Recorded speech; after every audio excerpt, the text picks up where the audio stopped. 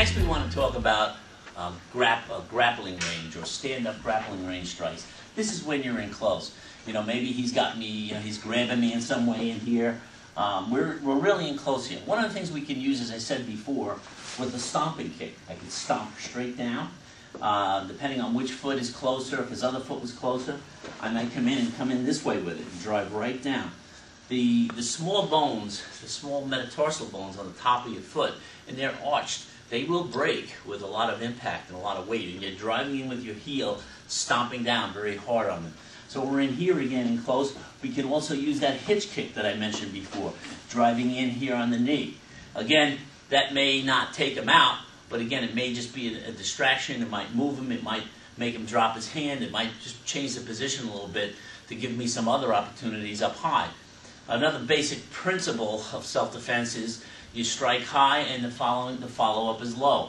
Or the first one's high and the second one's low. It kind of breaks up the focus, the mental focus. His mental focus is here, I'm striking here, and then I come in low with the next one, and then high with the next one. Knee kicks is the next thing I want to get into. So a knee kick is a very, very effective in-close tool. We use them a lot.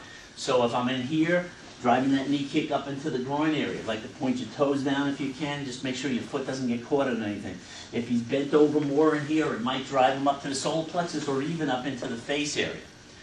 If you notice, I'm trying to get in here in close range if I can, so I can control his head. I'm going to talk about that a little bit later on. Another effective tool in here is headbutts.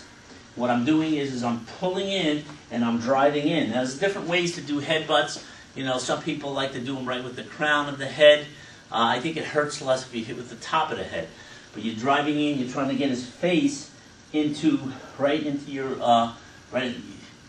top of your head, driving your head into his nose area primarily.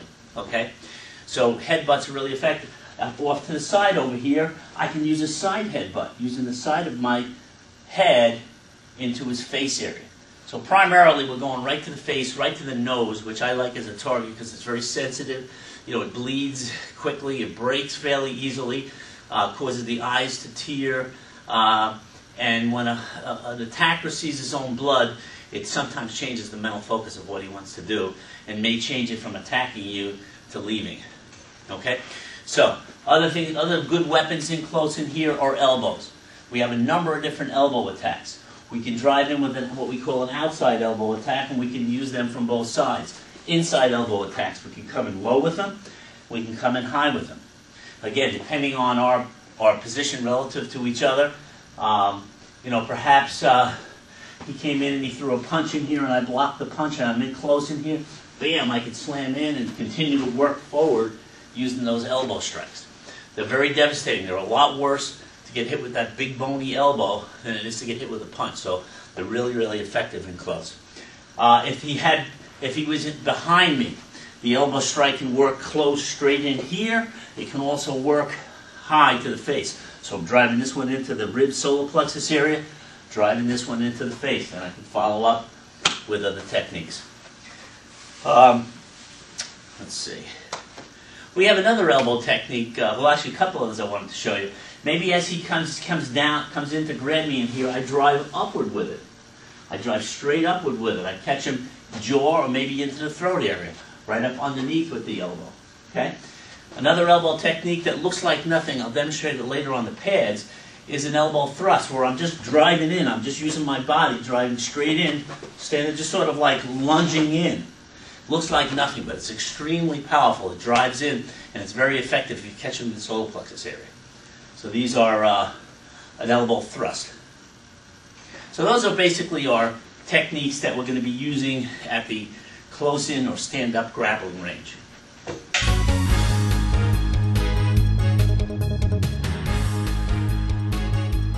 The fourth range is what we call ground fighting.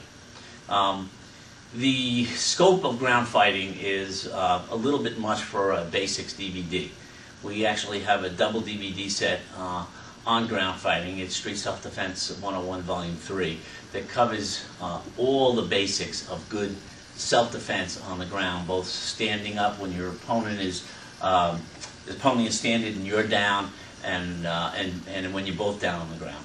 So we're not going to get into the details of that in this video.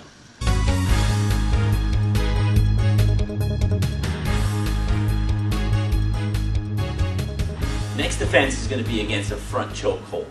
So Christopher is going to be grabbing, he's going to be choking from the front. What I'm going to do here, again, is a lot of options. We have a lot of options here. But again, we want to keep this basic, and again, basic is best.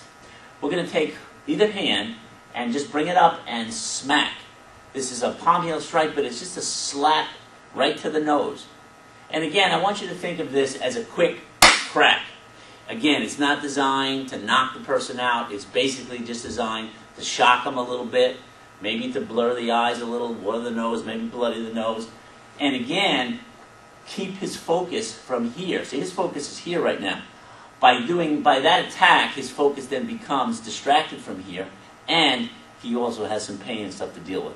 That, again, in the beginning of the situation, might be enough to break the hold, but we're not going to assume that. So again, 1. The next thing we're going to do is we're going to clasp the hands together, but make sure that you don't interlace the fingers. Try to keep the hands like this. And again, just the hands are going to be put in what we call a wedge situation here, so that we're going to split apart and break the grip. So again, Chris grabs and attacks. I smack to the face and nose. I clasp the hands. I make the wedge. I bend my knees because I want to use my powerful leg muscles to help break the hold. And I'm going to shoot the hand straight forward as I straighten my legs out to break the grip.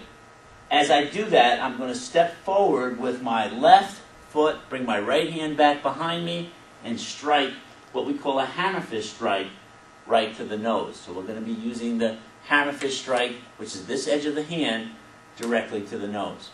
So once again, Chris attacks, slap, break, step in, smash to the nose, push away on guard. Situation dictates it, you might need a little bit more of a follow-up there. So again, he attacks, slap, break, tack, tack, attack, tack. So that's our front choke hold.